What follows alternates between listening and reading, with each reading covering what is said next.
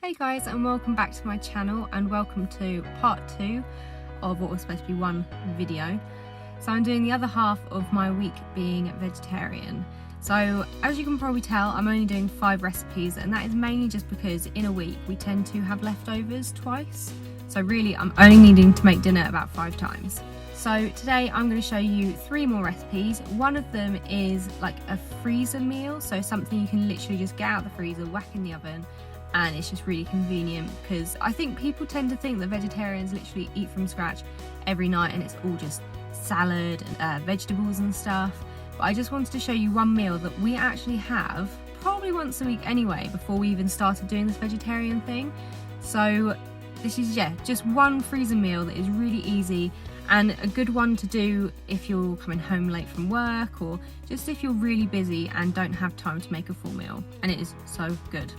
Even my boyfriend, who is a massive meat eater, he has these and he loves them. So yeah, I won't tell you anymore because I'll let you watch the video, and I hope you guys enjoy these 3 recipes. Okay, so let's get started with the first recipe. Okay guys, so for this recipe there is about 4 different parts. You've got the salsa, you've got the rice, you've got all your toppings. I've got sour cream, coriander and salad, and then you've got the sort of fajitari chili beans. So first I'd recommend just putting your rice on. To make the perfect rice, it is 1 part rice to 2 parts water. I don't let it soak. I don't leave it for a half hour and then drain it and use fresh water. I do none of that. I literally just whack it in, put it to boil. Once it starts boiling, then turn it down to a simmer. Keep an eye on it and keep mixing it, because you don't want it to stick to the bottom. And then once you think all the water's absorbed into the rice, you're just going to take it off the heat and leave it to steam. So you need to make sure you have a lid on, and then that will finish the cooking process. And then once that's all done and you're ready to serve it, just go through it with a fork to loosen up all of the little bits of rice. And that is the easiest and the quickest and just the most simple rice. I promise it works every time for me. So then once the rice is all cooked, you're basically going to mix in some coriander and some lime juice, and then just leave it to one side until you want to make your burritos. So while the rice was cooking, we've obviously prepped all the vegetables, which I'll just show you a little clip of me prepping them now. But I did this obviously when the rice was on. And so for this, I'm actually just going to use onion, garlic, mushrooms and peppers, obviously with some beans and stuff. And then I've got a salsa that I'm making, which is tomatoes, coriander and lime juice.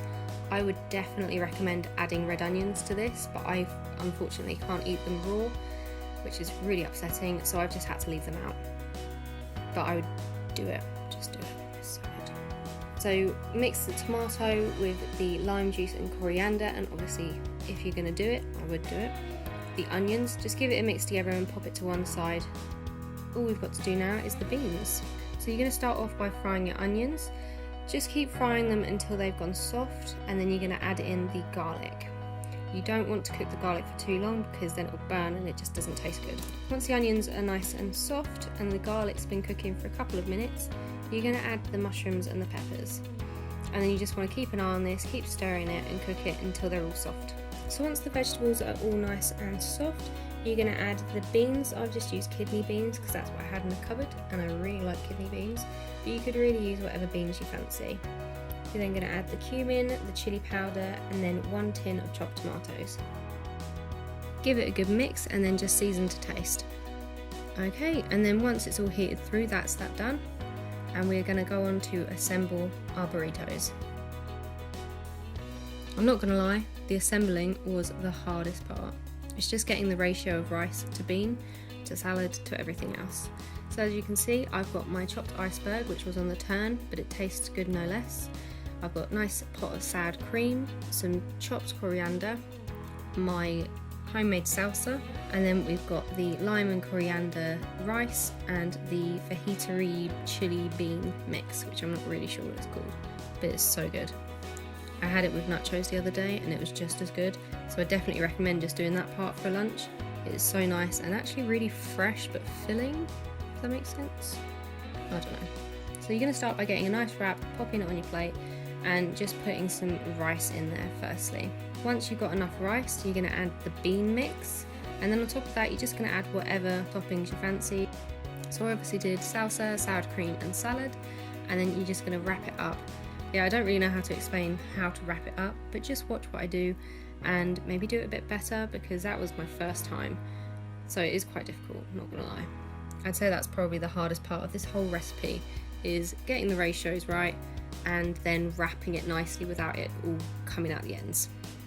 So I'm going to scoop the sides up, and then I sort of rolled one side over, sort of tried to form it to make it, I don't know, just watch. Okay, so that is it. You've got these 3 different components that actually work really well separately as well. So like I said earlier, I used the bean mix and I had them on top of nachos, and that was really good. The salsa I actually have all the time, just as a side salad really, because I prefer that to lettuce. And then the rice I definitely recommend doing. We usually have rice with quite a lot of stuff. I never thought to put lime and coriander through it, but it just makes it even more fresh and so yummy. So I hope you guys enjoyed that recipe, and I'll see you tomorrow for another one. Okay guys, so another day and another recipe. Today I'm going to show you my sweet potato satay curry. So for this recipe you're going to need some sweet potatoes, some Thai red curry paste, some oil. I'm using rapeseed oil, but it's just put in a bottle that we've reused. Some ginger, some garlic, 1 lime,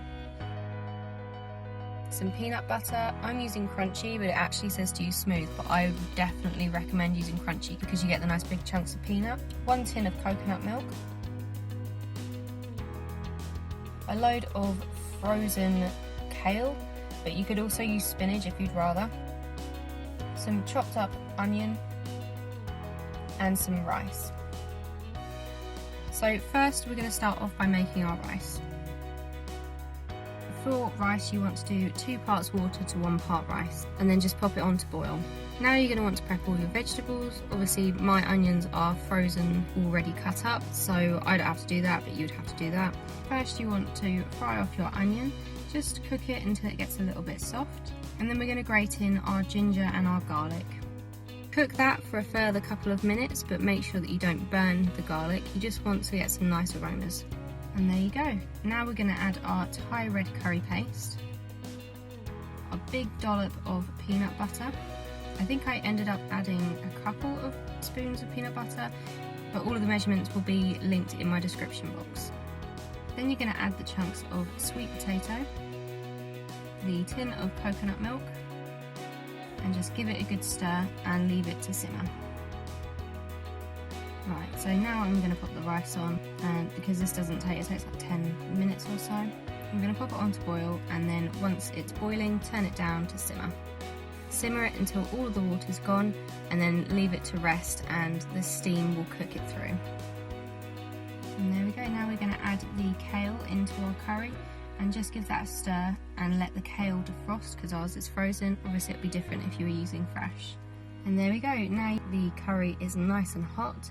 You're going to plate it up. So I'm going to plate it up with just a bit of rice. Then I ended up using up a bit of sour cream that I had with my burritos the other night, and that was really nice because this curry, I tell you, is actually really spicy. So yeah, I definitely recommend possibly using less curry paste.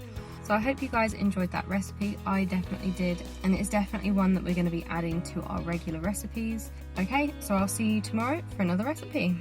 Okay, so it's another day and another vegetarian meal. I thought I'd do a really quick and easy sort of oven meal today that you can just cook straight from frozen.